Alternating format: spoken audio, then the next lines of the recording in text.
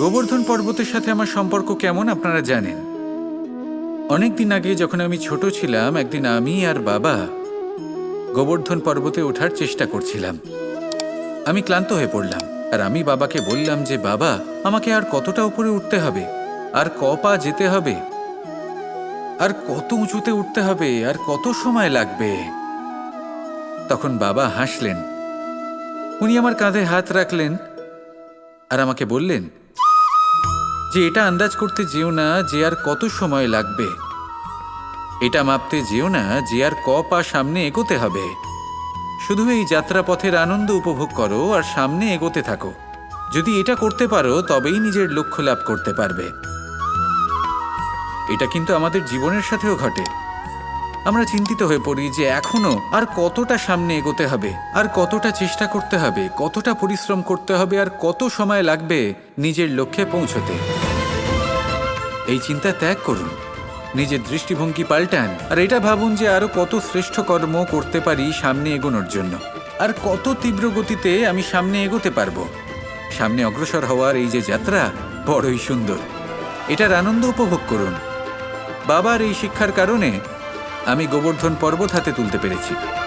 দিনের শেষে এটা আপনার উপর নির্ভর করছে যে নিজের পর্বতরূপী লক্ষ্যকে আপনি নিজের হাতের মুঠোয় ধরে রাখতে পারবেন নাকি নয়। আসুন আমার সাথে ভালোবেসে বলুন, রাধা রাধা। সংসারে যদি আপনি শুভ কিছু অর্জন করতে চান তাহলে দুটি পথ আছে। প্রথম হলো ধর্ম আর দ্বিতীয় হলো কর্ম। কিছু ব্যক্তি এমন কথাও বলেন যে আমরা তো ধর্মের পথেই অগ্রসর ছিলাম, আমরা তো লক্ষ্য প্রাপ্ত করতে পারলাম না, বরং আমাদের নিন্দা হলো। এবার এরকমটা ঠিক কেন হয়? এরকম এই কারণে হয় কারণ দেখতে গেলে ধর্ম সবসময় আমাদের এমন পথ দেখায় যেটা আমাদের একটা শুভ লক্ষ্য প্রাপ্তিতে সাহায্য করে, কিন্তু সেই লক্ষ্যে আমাদের পৌঁছতে হবে নিজেদের কর্ম দ্বারা। যদি আপনি ধর্মের পথে অগ্রসর হয়ে থাকেন তাহলে আপনাকে কর্মও করতে হবে। যদি ধর্মের পথে চলেন কিন্তু কর্ম না করেন তাহলে লক্ষ্য প্রাপ্তি হবে না। ঠিক সেইভাবেই যদি আপনি কর্ম করতে থাকেন কিন্তু ধর্মের পথে না চলেন তাও লক্ষ্য প্রাপ্তি হবে না। মনে রাখবেন যে ধর্ম এবং কর্ম হলো একটি মুদ্রার দুই পিঠের সমান। এদের নিজের জীবনে আত্মসাৎ করুন এবং অগ্রসর হন। এই সংসারের প্রত্যেক লক্ষ্য আপনার হবে। আসুন আমার সাথে ভালোবেসে বলুন, রাধা রাধা। প্রত্যেক মানুষ জীবনযাপন করেন কিন্তু প্রত্যেক মানুষ বেঁচে থাকার রসদ জোগাড় করতে পারেন না। তাহলে কি করা যায়? জীবনের রসদ কিভাবে জোগাড় করা যায়? কিভাবে আমাদের চেষ্টা করে যাওয়া উচিত? আমাদের কি করা উচিত? কিছু কাজ আছে যেগুলো আপনাদের করতে হবে। সর্বপ্রথম, জীবনে যখনই কোনো সমস্যা আসবে তখন নিরপেক্ষভাবে তার সম্মুখীন হন।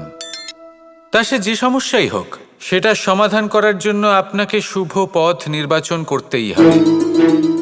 তারপরে যদি আপনার হাতে কখনো ক্ষমতা আসে, সেই মুহূর্তে আরো বেশি বিনম্র থাকতে হবে। আপনি ধন অর্জন করলে তখন অহংকার জাগ্রত হতে দিলে চলবে না। আপনি যদি শক্তিশালী হয়ে ওঠেন তাও অহংকার জাগ্রত হলে চলবে না। জীবনে যখনই ক্রোধ হবে তখন নিজেকে নিয়ন্ত্রণ করুন আর ভেবে দেখুন যে যদি এই মুহূর্তে আপনি ক্রোধ দেখান তাহলে তার পরিণাম কি হবে। এর ফলে কি কিছু শুভ ঘটনা ঘটবে নাকি অশুভ কিছু ঘটবে? শুধু এই কটা কাজ নিজেদের জীবনে আত্মসাৎ করুন, জীবন যাপন অত্যন্ত সহজ হয়ে যাবে। আসুন আমার সাথে ভালোবেসে বলুন, রাধা রাধা। মানুষ যখনই কোনো কাজ করেন তখন ওনার মনে একটা প্রশ্ন অবশ্যই আসে যে এই কাজের পরে লোকে নিন্দা করবে নাকি প্রশংসা করবে। এই বিষয়ে ভাবতে ভাবতে ওনারা এটা বুঝতে ভুলে যান যে নিন্দা এবং প্রশংসার বিষয় ভেবে ওনারা নিজেদের একাগ্রতা এবং সমর্পণ দুটোই হারিয়ে ফেলেন। নিন্দা হবে ভেবে ভয় পাওয়ার কি প্রয়োজন? নিন্দাতে অনুচিত কি আছে? উচিত দৃষ্টিভঙ্গি দিয়ে ভেবে দেখুন। নিন্দা এবং প্রশংসা এই দুটোই হলো অনিবার্য। নিন্দা যখনই হয় তখন যে যাই বলুক না কেন, আপনি একটা সুযোগ লাভ করেন একটা সুযোগ নিজের ভুল বুঝতে পারার, সেটা শুধরে নিতে পারেন, নিজের পথ বদলে নিতে পারেন আর সাফল্যের পথে অগ্রসর হতে পারেন। একটা শিক্ষা পাওয়া যায় এই নিন্দা দ্বারা। আর যখন প্রশংসা লাভ হয় তখন আমাদের মন আনন্দে ভরে ওঠে। এই দুটোই অত্যন্ত প্রয়োজনীয়। সেই জন্য নিন্দা এবং প্রশংসার এই খেলায় জীবনের অঙ্কটা বদলে ফেলবেন না, সেটা অনুচিত হবে। কারণ জীবন না শুধু নিন্দার বিষয় আর না শুধু প্রশংসার, জীবন হলো আত্মিক সুখের বিষয়। যখন আপনি কোনো শ্রেষ্ঠ কাজ করেন, আপনার মন আপনাকে বলে দেবে যে আজ আপনি কোনো শুভ কাজ করেছেন। সেটাই হলো আত্মিক সুখ, এটাই হলো জীবন। তাই নিন্দার মাধ্যমে যে দুঃখ জীবনে আসে বা ফেলে আসা অতীতের জন্য আপনার জীবনে যে দুঃখ আসে, সেগুলো ভাবা বন্ধ করে দিন আর কর্ম করুন এই বর্তমানের জন্য, আগামী ভবিষ্যতের জন্য। আসুন আমার সাথে ভালোবেসে বলুন, রাধা রাধা। আজ আমরা কথা বলবো মানুষের আরও একটা খুব বড় শত্রুর বিষয়। তার নাম হলো ক্রোধ। এই ক্রোধ হলো একটি জ্বলন্ত কয়লার মতো, যেটা প্রজ্বলিত করে আপনি যার দিকেই ছুঁড়ে মারুন না কেন, সবার আগে কিন্তু আপনারই হাত পুড়ে যাবে।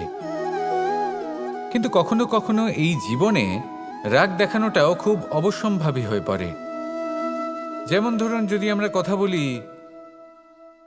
সেই ক্রোধের, যা আসে যখন আপনি ধর্মকে রক্ষা করছেন, অধর্মের বিরুদ্ধাচরণ করছেন, সত্যের হয়ে রুখে দাঁড়াচ্ছেন, মাতৃভূমির মঙ্গলের কথা ভেবে চলেছেন, নিজের প্রিয়জনদের মঙ্গলের বিষয় ভেবে চলেছেন, তখন ক্রোধের জন্ম হওয়া খুবই স্বাভাবিক আর কোনোভাবেই অনুচিত নয়।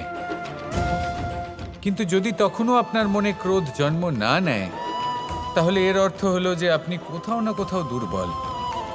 এই ক্রোধ নামক শত্রুকে যদি মিত্র করে তুলতে হয়, তাহলে পরিস্থিতির সম্যক ধারণা, বিবেক আর ধৈর্য, এই তিনেরই প্রয়োজন। তাই এই ক্রোধকে নিজের মিত্র করে তুলুন আর আমার সাথে ভালোবেসে বলুন, রাধা রাধা।